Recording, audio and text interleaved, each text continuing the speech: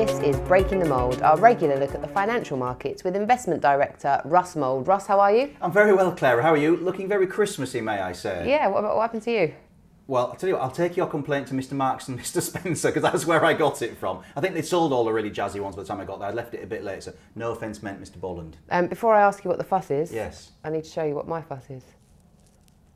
Look, well, now you're just showing off. I am. Very good. Russ, what is the fuss? Okay, well, we're obviously all looking forward to Christmas, clearly. But Christmas, as we know, is all about cash out. And really, investing is all about cash in. So that's one of the things we're going to focus on. And generating income is one of the ways in which you can do that. Focus on stocks that pay a dividend. Now, it sounds easy. Pick a stock, high yield, and off we go. Not as simple as that. And I suspect, in fact, for 2016, a lot of the fuss will be about dividend cuts. That all sounds a bit depressing. It's supposed to be Christmas, Scrooge. All right, I know it's a bit grey, but it's not me that's being careful with the cash. It's the nation's corporations. We still seem to be in a low growth, low inflation, low interest rate world, and companies are having to be careful with the pennies because prices and therefore their profits are under pressure. Now, we've already seen 8 FTSE 100 firms cut or say they're going to cut their dividend in the past 12 months alone. Are you ready for this roll call? I am, let's go. Okay, Anglo-American, Centrica, Glencore, Morrison, Rolls-Royce, Sainsbury's, Standard Chartered and Tesco's. So they're the hateful 8, to use a phrase that may become common currency next year. 8 of the most high-profile, in theory best financed, well-researched companies on the UK stock market, and they cut their dividend to shareholders, catching most people by surprise. So that backs up what I'm saying earlier. Income investing isn't just about picking out a stock that with what looks like the highest dividend yield. Right, okay, good question for you here. How can we make sure that dividends are relatively secure? That's a very good question. And there are lots of ways, but the nice rule of thumb is earnings cover. And this is calculated as, thank you to our glamorous assistant, right here. Earnings per share divided by dividend per share. In a perfect world, the score is over 2. And I don't mean just for this year and next year, but really over sort of 10-year average gives you a lot of comfort. So if there is a thin year, they might be able to work their way through it. Now, there are some exceptions to that. Industries where demand and cash flow are stable. Cigarettes, utilities. But there aren't that many of those. So how is the UK market looking now? Buyer beware. Again, don't want to sound like Scrooge, but there are 21 FTSE 100 companies offering a yield of more than 5% right now, based on the share prices we can see at the end of December 2015.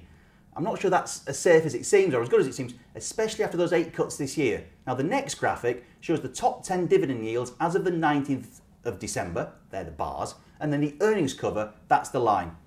It's not a great picture. Of the 10, only Carnival exceeds 2.5 times cover, though we can probably give SSE the benefit of doubt at 1.3 times because it's a stodgy old utility. Pretty safe there. The oils, BP and Shell at 1 times... They can probably get away with it if the oil price rebounds, and to be fair, they can pay for it from their own resources for a while as they've very little debt. But again, stay alert as per last week's video, which I'm sure you watched when you were here.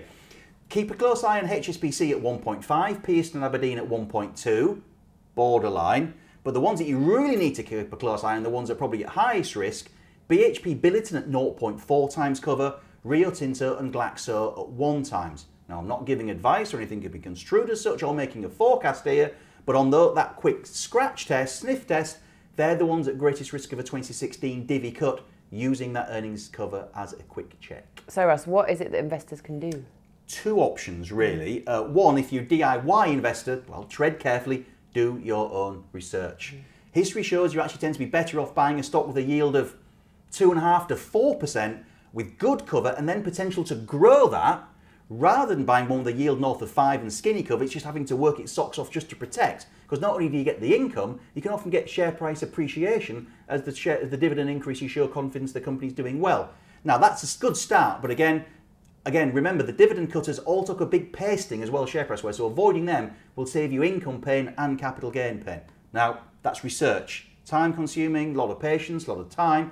If you don't have the patience, energy, or just can't be bothered, a fund might be an option, an income fund. There are crack money managers out there whose job it is to pick the winners and avoid the cutters and losers. They can do all the research for you, but they will obviously charge a fee that will take some of the yield away. And also, just as a final point, income investing is a patient person's tactic.